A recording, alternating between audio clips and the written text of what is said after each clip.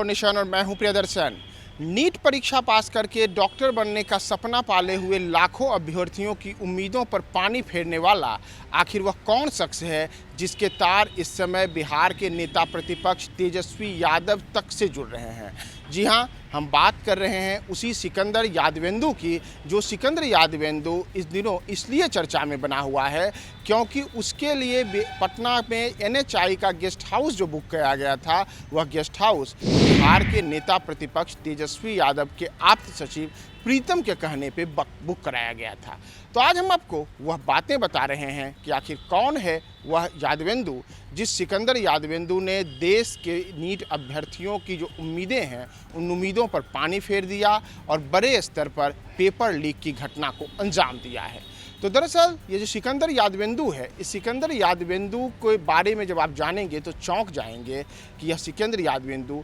कहने को तो एक जूनियर इंजीनियर है, लेकिन जूनियर इंजीनियर होने के बाद भी इसने कई बड़े बड़े कारनामे किए हैं। दरअसल सिकंदर यादवेंदु 12 साल पहले जूनियर इंजीनियर के पद पर बिहार में सरकारी नौकरी पाया था और यह बिहार के समस्तीपुर जिले के बिथान गांव का रहने वाला है। कुछ समय में ही यह रसूखदार नेताओं का खास बन गया। वर्ष 2012 में यह राज्य कर्मचारी चयन आयोग के माध्यम से सरकारी नौकरी में आया था। सिकंदर यादवेंदु ने इस दौरान अपने कई नेताओं के साथ रिश्तेदारी बनाई और स्थिति रही कि अपने आप को खास बना करके उसने कई नेताओं के खास रिश्तेदारों को मेडिकल परीक्षा पास करवाया। इस बार की नीट परीक्षा में भी उसके हाथ प्रश्न पत्र आया था और उसने अपने 2 खास रिश्तेदारों को परीक्षा से पहले प्रश्न पत्र उपलब्ध करा करके रटाने का पूरा इंतजाम किया। दरअसल अगर आप इसकी स्थिति को देखेंगे तो सिकंदर यादवेंदु की बहाली तो जल संसाधन विभाग में हुई थी, लेकिन बाद में इसने अपना तबादला नगर विकास विभाग में करवा लिया।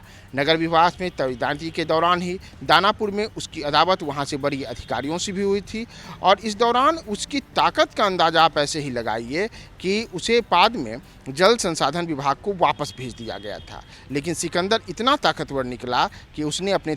तबादला आदेश को भी स्थगित करा दिया और उसके बाद उसने लगातार दानापुर में ही नगर विकास विभाग में बना रहा। इस बीच जब इस बार नीट की परीक्षा हुई तो नीट की परीक्षा के दौरान सिकंदर ने यहाँ पे एक बार फिर से नीट के प्रश्न पत्रों को लीक करने का षड्यंत्र रचा और उसने इसके लिए 4 और 5 मई को जो तमाम अभ्यर्थी थे उन अभ्यर्थियों को ये पूरी की पूरी जो प्रश्न पत्र थे वह प्रश्न पत्र उपलब्ध कराया और प्रश्न पत्र उपलब्ध ही नहीं कराया बल्कि इसके लिए उसने गेस्ट हाउस भी बुक कराया। ये वही गेस्ट हाउस था जो बिहार के नेता प्रतिपक्ष तेजस्वी यादव के PS प्रीतम के कहने पर बुक कराया गया था और इसके लिए बाकायदा उन्होंने फ़ोन करके बिहार के NHI का जो गेस्ट हाउस था उसे बुक कराया था।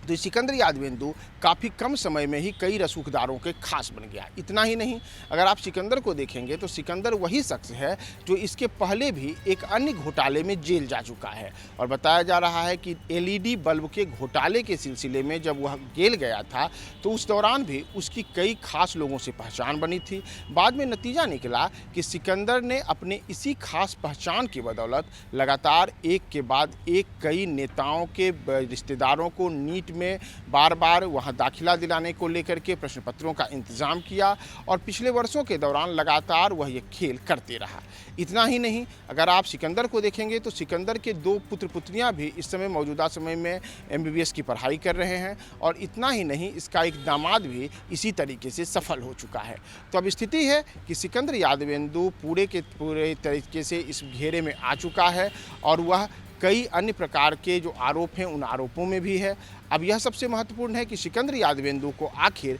प्रश्न पत्र उपलब्ध कौन कराता था, आखिर वे कौन से अन्य लोग हैं जो सिकंदर के साथ इस पूरे काले कारनामे में मिले हुए थे, कौन वे लोग हैं जिन्होंने ये पूरे की पूरी सेटिंग की और लगातार साल दर साल सिकंदर की ताकत बढ़ती गई। सिकंदर लगातार इसी प्रकार से नीट के प्रश्न पत्रों को लीक करते रहा और इस बार तो ये बड़ा खुलासा हुआ है। अब स्थिति है कि चाहे वह बिहार हो, दिल्ली हो, सुप्रीम कोर्ट हो या फिर केंद्र सरकार हो, सबके यहाँ इस समय जो एक खास चर्चा है कि आखिर वह सिकंदर यादवेंदु कौन है और कैसे यह इतनी बड़ी सेटिंग करता है। तो इन तमाम चीज़ों पर आगे आने वाले दिनों में और क्या खुलासे होते हैं, हम आपको तमाम खुलासे बताएंगे। बने रहें न्यूज़।